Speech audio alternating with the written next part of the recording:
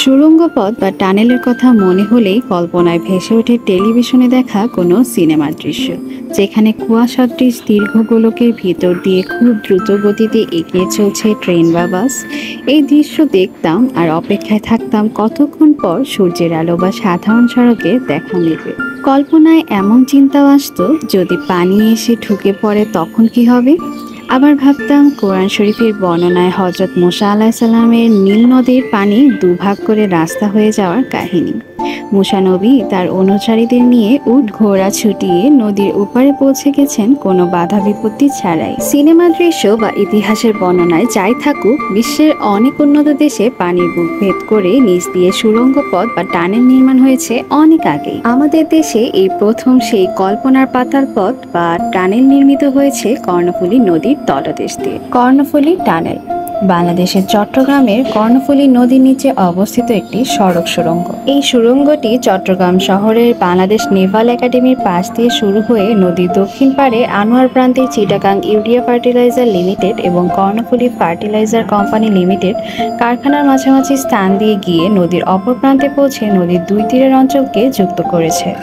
এই সুড়ঙ্গের মধ্য দিয়ে ঢাকা চট্টগ্রাম কক্সবাজার মহাসড়ক যুক্ত হয়। এই টানেলটির দৈর্ঘ্য ৩.৩২ কিলোমিটার। এই সুড়ঙ্গটি বাংলাদেশের প্রথম সুড়ঙ্গ পথ এবং দক্ষিণ এশিয়ার নদী তলদেশের প্রথম ও দীর্ঘতম সড়ক সুড়ঙ্গ পথ।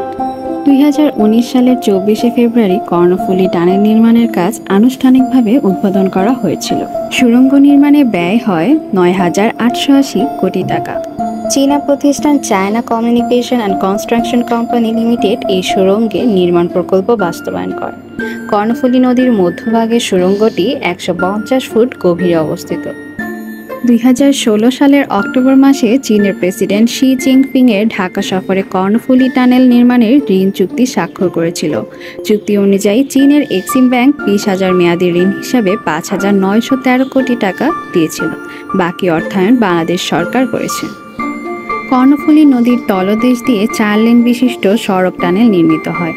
মূল টানেল ২টি টিউব সম্বলিত ও ৩.৪ কিলোমিটার দীর্ঘ এবং টানেলের পশ্চিম ও পূর্ব প্রান্তে ৫.৩৫ কিলোমিটার অ্যাপ্রোচ রোড এবং ৭২৭ মিটার ওভারব্রিজ সম্পন্ন এই টানেলটি চট্টগ্রামের আনোয়ারা উপজেলা শহরগুলোকে যুক্ত করে।